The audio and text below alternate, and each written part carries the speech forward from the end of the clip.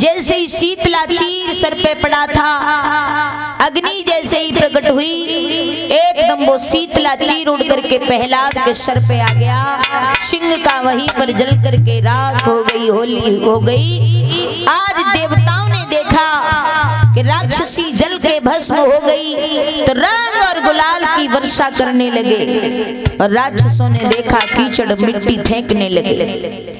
उसी दिन से हमारे भारत देश में होली का त्योहार बड़े धूमधाम से मनाया जाता है। फागुन के महीना में ये चल रहा है ना, होली आने ही वाली है कुछ समय बाद। तो भारत राक्षसों ने जब देखा गांव की कीचड़ जो है नालियों में फेंकने लगे उठा उठा के, देखा होगा होली वाले दिन जो देवताओं की लाइन के लोग होते हैं वो रंग से गुलाल से होली खेलते हैं, वो जो राक्षसों की लाइन के होते हैं वो कीचड़ गोबर मिट्टी गांव की नालियों में ना ही छोड़ सब फेंक फेंक दर के बाद, है ना। उसी दिन से हमारे भारत देश में हिंदू धर्म में होली का त्योहार बड़े धूमधाम से मनाया जाता है। प्रहलाद वहां से भी बच के आ गए, पिताजी के पास आए, बोले पिताजी राम राम। हिरण्यकश्यप ने देखा, सोचने लगा अरे दुष्ट तू अभी मरा नहीं, अब तो मैं तुझे बिल्कुल नहीं छोड़ूंगा। जल्लादों को बुलाया,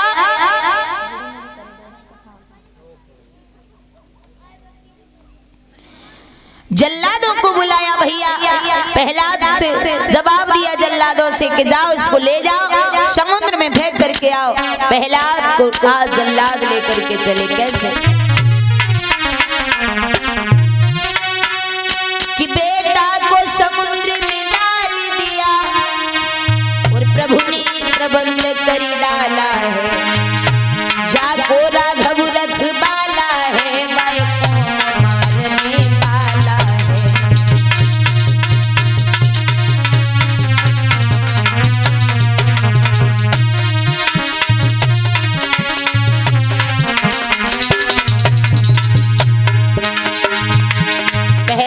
ऊपर मुसीबत पर मुसीबत आती जा रही है। हिरण्यकश्यप प्रहलाद को समुद्र में फेंकवाता है, काल कोठरी में बंद करवाता है, नांगों के बीच में छुड़वाता है, बड़े उपाय करता है प्रहलाद को मरवाने के लिए। और जिसका भगवान रक्षक है उसका कोई बाल बांका नहीं कर सकता भैया, ऐसा ही। अरे विपत्ति में विपत्ति, विपत्ति में विपदा, विपत्ति में बैल कन्हा जा। एक घर को भैया बात नहीं पूछे, रिश्तेदार पीठी दे जा।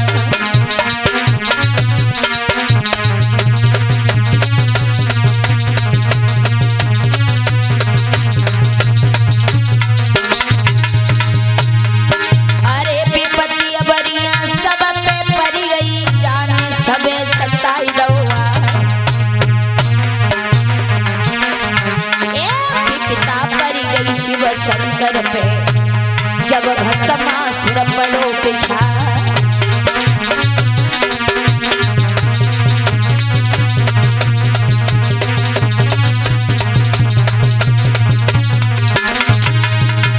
अरे देखे मूड मढ़ी में घुसिए बेहरी बन गए नरसेना, और जो नहीं होते बेसावरिया तो बंश दिगंबर क्या।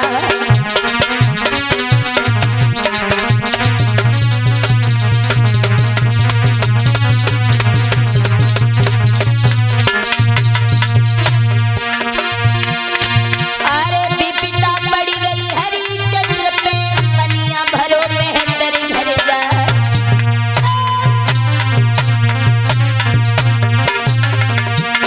विपदा पड़ी गई नरसी भगत पे, अरे गाड़ी अड़ी थी बेटा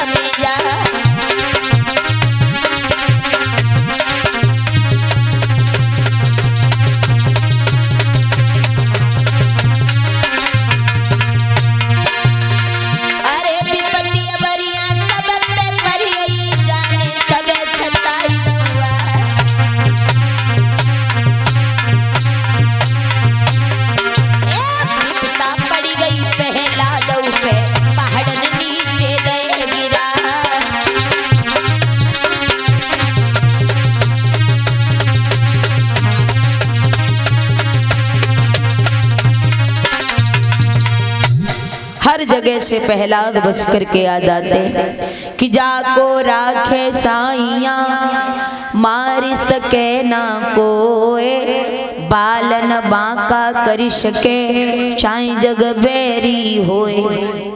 संसार बैरी बन जाए, जिसका प्रभु रखवाला है उसका कोई कुछ नहीं बिगाड़ सकता। हर जगह से प्रहलाद बच के आ जाते हैं अपने पिता के पास में। प्रहलाद पूरी तरीका से भगवान के रंग में रंग चुके, और भगवान के नाम का रंग जिसके ऊपर एक बार चढ़ जाए महाराज, फिर वो उतरने वाला नहीं, फिर उससे दुनिया का रंग फीका लगने लगता है। प्रभु के रंग में जो रंग जाता है दुनिया का रंग अच्छा नहीं लगता। प्रहलाद रंग चुके हैं भगवान के रंग में, है ना। जैसे यहाँ हमारे कल्लूपुरवा मंदारपुर के लोग भगवान की भक्ति में रंग चुके है ना। कथा पर कथा करवाए जा रहे हैं, सुने जा रहे हैं। बड़ा प्यारा रंग है भगवान के नाम का। प्रहलाद को कुछ अच्छा नहीं लग रहा भगवान के सिवा, प्रभु की रटन लगाए हर समय। और कैसे, अरे राम रटना घनश्याम रटना, घनश्याम रटना, बाप बेटा को लाग रही राम रटना।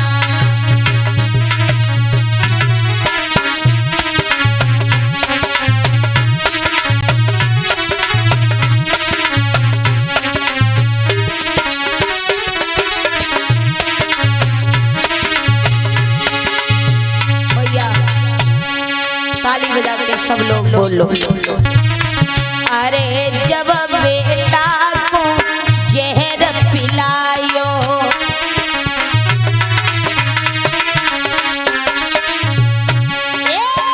जब लाला को जहर पिलायो,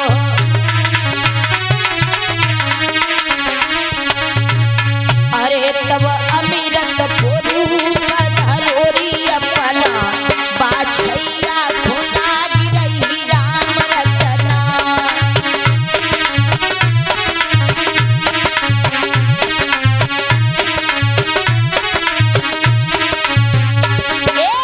राम रटना घनश्याम रटना, बाप बेटा को लाग रही राम रटना।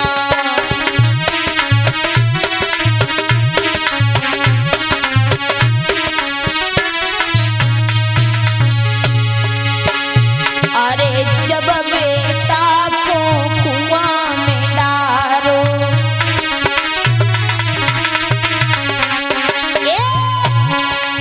जब बेटा को कुआं में डारो,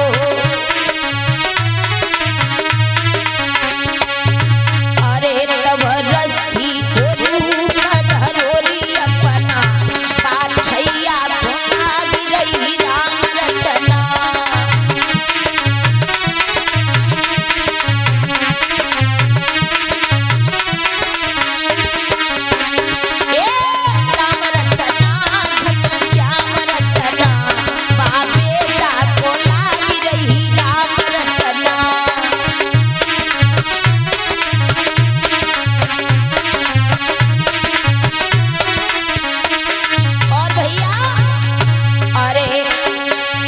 जब बेटा समुद्र में फेंको,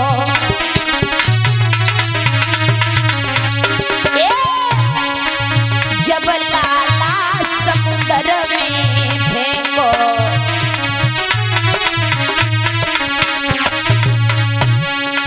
अरे तब पलना को रूप धरोरी अपना, बाप बेटा को लाग रही राम रटना।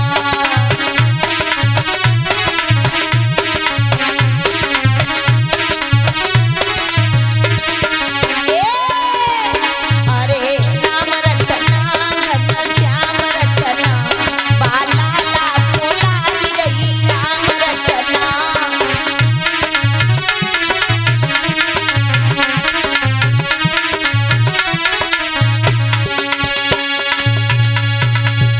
प्रभु के रंग में रंग गए प्रहलाद।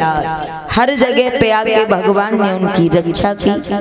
अंत में श्री सुखदेव जी समझाते हैं कि हे उत्तरानंदन परीक्षित महाराज, जब प्रहलाद हर जगह से बच के आ गए, हिरण्यकश्यप ने देखा दुष्ट तू अभी तक मरा नहीं है, अब मैं तुझे नहीं छोड़ूंगा।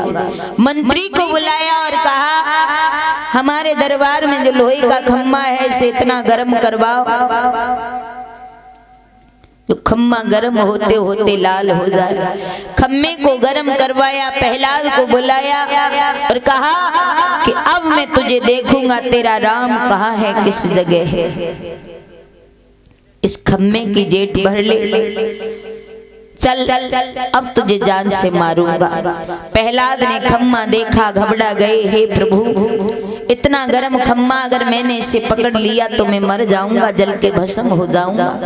भगवान ने देखा मेरा भक्त परीक्षा में फेल हो रहा है। उसी समय मेरे प्रभु चींटियों के रूप बना के खम्मे के ऊपर रेंगने लगे। खम्मे को ऊपर रंगे जैसे ही भगवान के भक्त प्रहलाद ने देखा, प्रहलाद मन में विचार करने लगे कि भला चींटियां तो बहुत छोटी, मैं बहुत बड़ा हूं, जब चींटियां नहीं मर रही तो मेरा क्या बिगड़ेगा। प्रहलाद ने एकदम से दौड़ के खम्मे की जेट भर ली। खम्मे की जेट भर के प्रहलाद खड़े हो गए। अब हिरण्यकश्यप देख रहा है कहीं ऐसा तो ना हो मंत्री ने खम्मा रंग से लाल कर दिया हो। बड़े आराम से पकड़ के खड़ा है। प्रहलाद बोले हैं पिताजी, अगर तुम्हें कोई शंका लग रही हो कि खम्मा ठंडा है तो आके खम्मा को पकड़ के देख सकते हो, आप भी आजमा सकते हो कि खम्मा ठंडा या गर्म है। तन बदन में आगी लग गई। हिरण्यकश्यप सोचने लगा अब ये दुष्ट ऐसे नहीं मरेगा, और जवाब दिया है अब तुझे नहीं छोड़ूंगा। म्यान से तलवार खींची हिरण्यकश्यप ने। प्रहलाद बोले पिताजी रुक जाओ, रुक जाओ, तुम मेरे राम की बात कह रहे हो तो मेरा परमात्मा मेरा प्रभु हर जगह विराजमान है। कि बोले प्रहलाद राम मेरा इस व्यापक सारे संसार में है, मुझ में भी है तुझ में भी है, इस खम्मे और तलवार में कोई अब ऐसी जगह नहीं जहां पर विष्णु का वास न हो। हम तो ये कसम से कह रहे हैं जहां भक्त बुलाएं वहां आत न हो। और ये बिटिया पायल की तरफ से 21 रुपए आ रहे हैं, बहुत बहुत धन्यवाद। जवाब दिया प्रहलाद, मेरे प्रभु का हर जगह प्रवास है, आपके अंदर है, मेरे अंदर है, खम्मे के अंदर, तलवार के अंदर, आकाश में, पृथ्वी में, कड़ कड़ में विराजमान है मेरा भगवान। बताओ पिताजी आप क्या चाहते हो। हिरण्यकश्यप ने एकदम से तलवार खींची और खींच करके प्रहलाद में मारने को जब तैयार हुआ तो वो तलवार जाके प्रहलाद में न लग के खम्मे में लगी। खम्मा एकदम से फट गया। भगवान एकदम नरसिंह रूप धारण करके प्रकट हो गए। बोलिए नरसिंह भगवान की।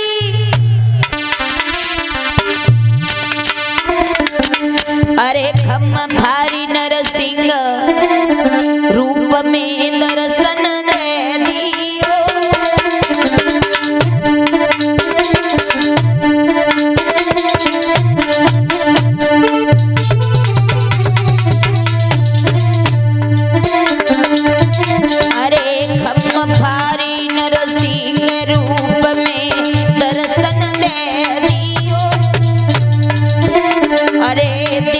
प्रभु वो रूप दुष्ट को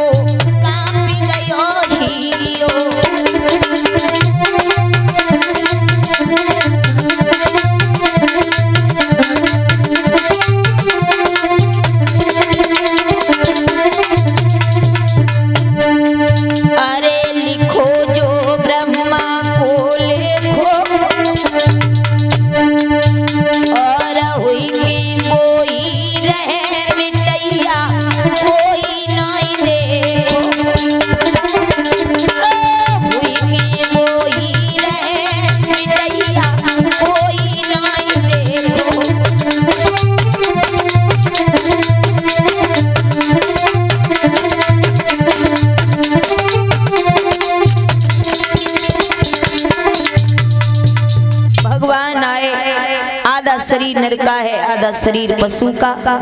हिरण्यकश्यप को आके घुटनों पे रख लिया और प्रभु ने कहा तुमने हमारे भक्त को इतना परेशान किया जो हमें भी आना पड़ा, हम तुम्हें छोड़ेंगे नहीं, मारेंगे, जान से खत्म करेंगे। हिरण्यकश्यप बोला क्या पागल हो? अरे मुझे तो कोई मार ही नहीं सकता, मैंने तो वरदान पहले से ही प्राप्त किए। प्रभु बोले कौन से वरदान? जवाब दिया मैंने वरदान मांगे, ना ऊपर मरूं ना नीचे। भगवान बोले ऊपर या नीचे? बोले ना ऊपर ना नीचे, बीच आपके घुटनों पे रखा हो, फिर क्यों नहीं मरोगे?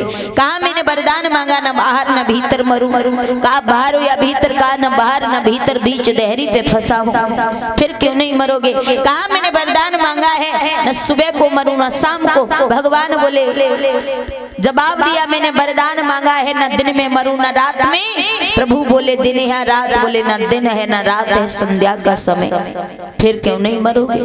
कहा मैंने वरदान मांगा है, न नर से मरूं न पशु से। प्रभु ने कहा मैं नर हो या पशु? तो कहा न नर हो न पशु, आधा शरीर नर का आधा पशु का है, फिर क्यों नहीं मरोगे? कहा मैंने वरदान मांगा है कि ना अस्त्र से मरूं ना शस्त्र से। प्रभु बोले मेरे हाथ में अस्त्र या शस्त्र? कहा ना अस्त्र है ना शस्त्र है, बड़े बड़े नाखून हैं, फिर क्यों नहीं मरोगे?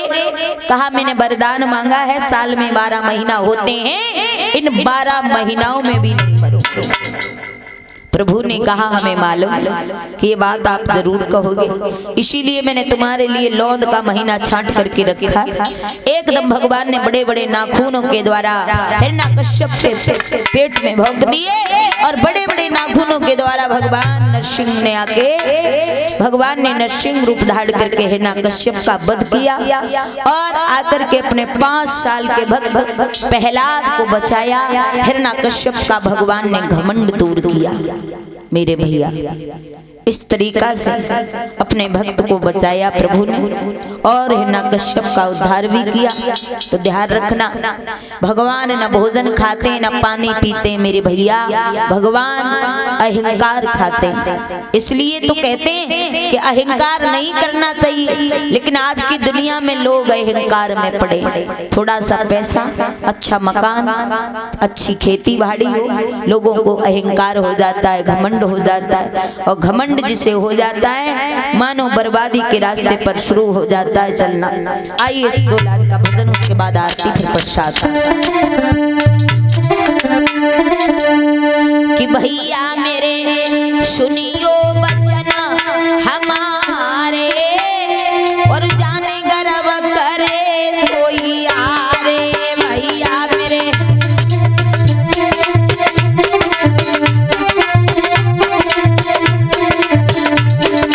ताली बजा के दादा मेरे सुनियो वचन हमारे, जाने गर्व करे सोई आरे। भैया मेरे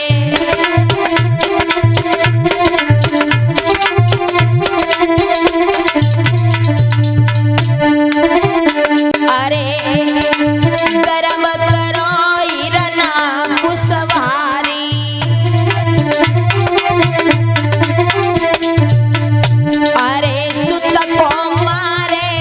अत्याचारी। अरे बेउधरी घुटुअन पे हारे, जाने गर्व करे सोई आरे। भैया मेरे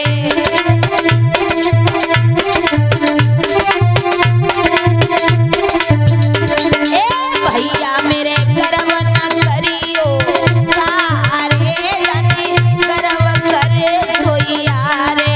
भैया मेरे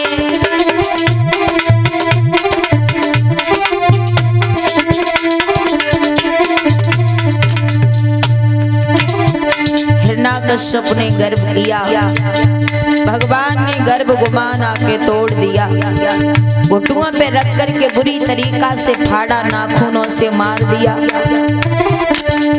गर्व करो बाद सकंदर ने,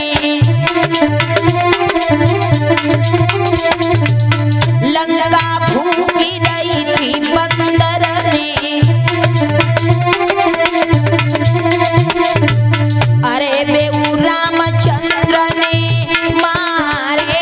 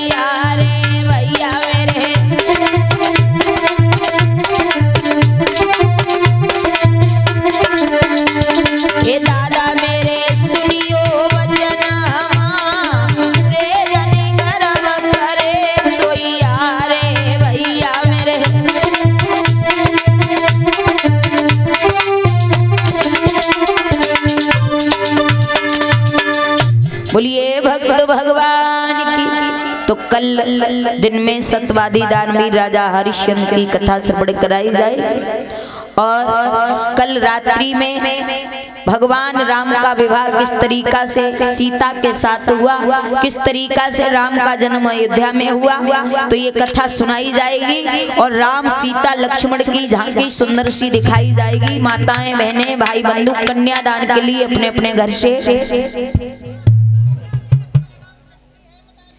और 50 रुपए रमेश भैया इसी गांव के रहने वाले और 50 रुपए हिमांशु भैया कल्लू प्रवास से दान कर रहे हैं और 51 रुपए सोनू कल्लू प्रवास से आ रहे हैं दान में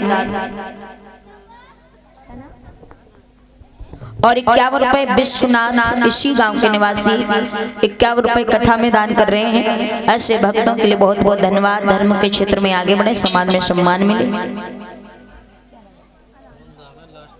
और 51 रुपए अनामिका कल्लू प्रवास से कथा में दान कर रहे हैं